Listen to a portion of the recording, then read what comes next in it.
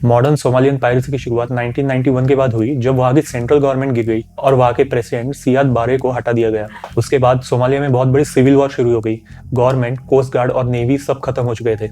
इसके बाद सोमालिया का लगभग 3000 किलोमीटर का कोस्ट लाइन पूरी तरह से अनसिक्योर्ड रह गया और सी में कोई ऐसी अथॉरिटी भी नहीं थी जो लॉ को फॉलो करे। 1990s के वक्त बहुत सारे foreign fishing ships Somalian waters में आने लगे बिना किसी परमिशन के, जिसकी वजह से लोकल लोगों का कहना था कि उनकी डेली अर्निंग पर असर पड़ गया था, क्योंकि बहुत ज्यादा फिशिंग का स्टॉक फॉरेन कंपनीज के शिप्स लेके जाते थे। कुछ रिपोर्ट्स के हिसाब से वहाँ पे फॉरेन कंपनीज अपनी टॉक्सिक वेस्ट भी डंप करते थे। अब शुरू में कुछ फिशरमैन से हथियार लेकर वहाँ पे फॉरेन शिप्स को रोकने की कोशिश की और खुद को कोस्ट गार्ड कहने लगे।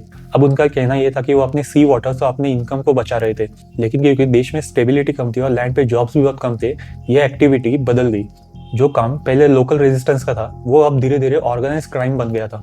आर्म्ड ग्रुप, फाइनेंसर्स और निगोशिएटर इसमें जुड़ गए। अब मेन टास्क शिप्स को सिर्फ रोकना नहीं था, बल्कि उनको रोक कर हाईजैक करके उनसे रैंसम लेना था।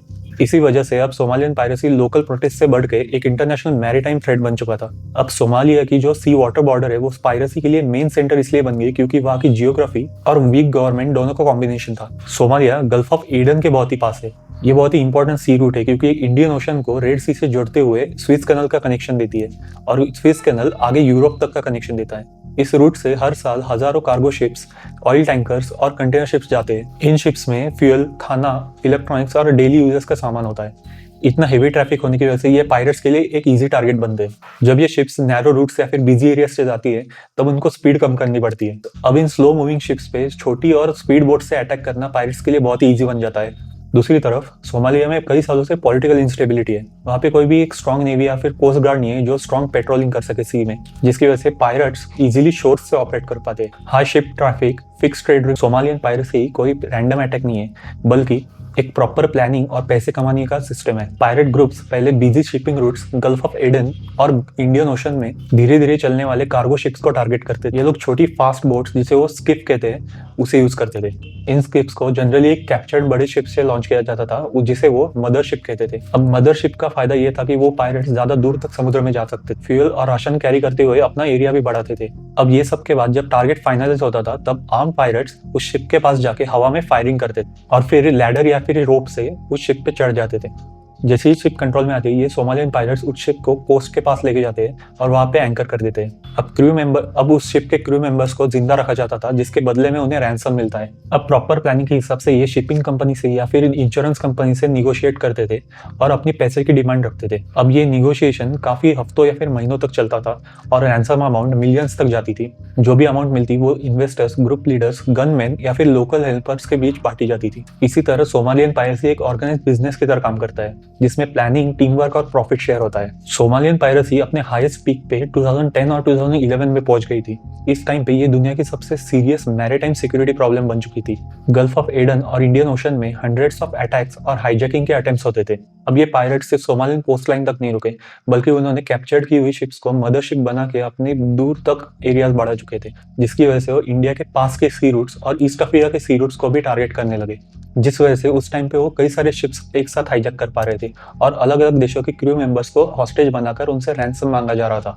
ग्लोबल लेवल पे इसका इकोनॉमिक इफेक्ट भी बहुत ज्यादा होने लगा था, जिसकी वजह से शिपिंग कंपनीज को इंश्योरेंस अमाउंट भी ज्यादा पे करना पड़ता था, एक्स्ट्रा सिक्योरिटी अरेंज करनी पड़ती और कई बार हाई रिस्क अवॉइड करने के लिए लंबा सी रूट भी लेना पड़ता था। इस पीरियड तक दुनिया को ये पता चल गया था कि सोमालियन पायरेसी एक लोकल प्रॉब्लम नहीं, बल्कि ग्लोबल लेवल पे ट्रेड का एक बहुत बड़ा सिक्योरिटी थ्रेट है, जिसके लिए कोऑर्डिनेटेड ग्लोबल रिस्पांस जरूरी था। अब इस थ्रेट को हैंडल करने के लिए शिपिंग कंपनी ने कई प्राइवेट आर्म सिक्योरिटी गार्ड्स को हायर किया, जैसे high pressure water hoses, razor wire fencing और एक सिक्योर सेफ्टी रूम जिसे सिटाडेल कहते हैं, जहां क्रू अटैक के टाइम पे छुप सकता है। एक्स्ट्रा खर्चा फ्रीजिट चार्जेस में ऐड हुआ, जो इनडायरेक्टली ग्लोबल सप्लाई चेन और कंज्यूमर प्राइसेस को अफेक्ट करता था। इंडियन नेवी ने सोमालियन पायरेसी को रोकने के लिए एक स्ट्रॉन्ग और कंटिन्यूअस रोल प्ले किया। इंडिया का काफी ट्रेड और ऑयल सप्लाई अरेबियन सी से होता हुआ आता है, जिसकी वजह से इस रूट को सेव करना बहुत ही ज्यादा जरूरी था। 2008 में इंडियन नेवी अपने वॉरशिप्स को एंटी पायरेसी पेट्रोल के लिए डिप्लॉय करती है।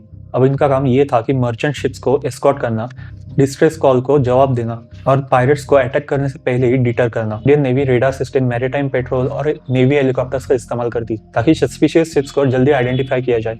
अगर किसी शिप पर हाईजैक अटेम्प्ट की इन्फॉर्मेशन मिलती है तो फिर वॉरशिप तुरंत ही उस शिप्स को सेव करने के लिए जाते थे, पर पहले कम्युनिकेशन एस्टेब्लिश किया जाता था और अगर जरूरत पड़ी तो मरीन कमांडोज बोर्डिंग ऑपरेशन करते थे।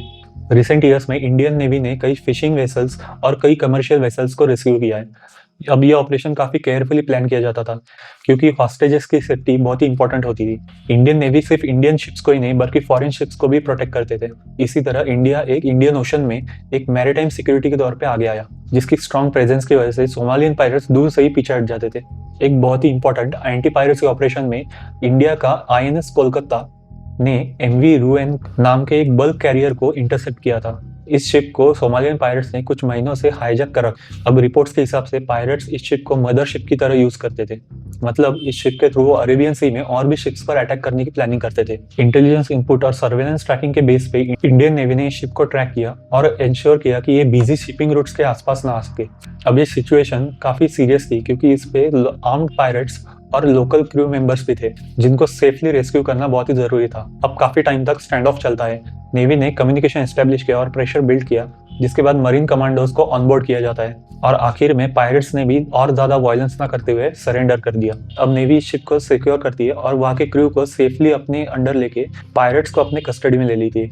अब इन पकड़े गए सोमालियन पायरेट्स को सजा देने के लिए एंटी पायरेसी का एक स्ट्रॉन्ग इंपॉर्टेंट हिस्सा है, लेकिन ये प्रोसेस थोड़ा सा कॉम्प्लेक्स है। जब नेवी किसी ऑपरेशन में पायरेट्स को अरेस्ट करती है तब गवर्नमेंट ये डिसाइड करती है कि उनका ट्रायल किस लॉ के हिसाब से या फिर किस देश में किया जाए। International law, specially United Nation convention on the law of sea के अकॉर्डिंग पायरेसी एक यूनिवर्सल क्राइम माना जाता है। मतलब अगर क्राइम किसी हाई सी पे हुआ है तो फिर कोई भी देश उन पायरेट्स पे केस चला सकता है, चाहे उनकी कोई भी नेशनलिटी हो। लेकिन ग्राउंड लेवल पर काफी प्रैक्टिकल चैलेंजेस आते हैं, जैसे समुद्र में की गई इलीगल एक्टिविटीज का प्रॉपर एविडेंस पेश करना, विटनेसेस को कोर्ट तक सेफली लाना और नेवी और सिविल कोर्ट के बीच कोऑर्डिनेशन करना। रिसेंट केसेस में इंडियन नेवी ने जो भी सोमालियन पायरेट्स पकड़े उन्हें इंडिया लाया गया और इंडिया के एंटी पायरेसी लॉ और क्रिमिनल केसेस के हिसाब से उन पे केस चलाए गए। कोर्ट में सीज्ड वेपन, कम्युनिकेशन रिकॉर्ड्स और क्रू मेंबर्स की टेस्टिमनी ली गई, जिसको एक प्रूफ की तरह यूज किया गया। अगर प्रोसिक्यूशन सक्सेसफुल होती है तो दो इंपॉर्टेंट चीजें होती है। पहले ये मैसेज जाता है कि समुद्र में कानून का रूल अप्लाई होता है और पायरेसी को इग्नोर नहीं किया जाएगा। दूसरा, ये एक स्ट्रॉन्ग डिटरेंट का काम करता है, मतलब दूसरे लोग फ्यूचर में पायरेसी करने से पहले 1000 बार सोचे। साथ ही ये भी समझना जरूरी है कि पायरेसी के खिलाफ फाइट सिर्फ ऑपरेशंस तक ही लिमिटेड नहीं होगी। रियल अकाउंटेबिलिटी तब होगी जब कोर्ट में प्रॉपर लीगल प्रोसेस फॉलो करके सजा दी जाती है। Thank you.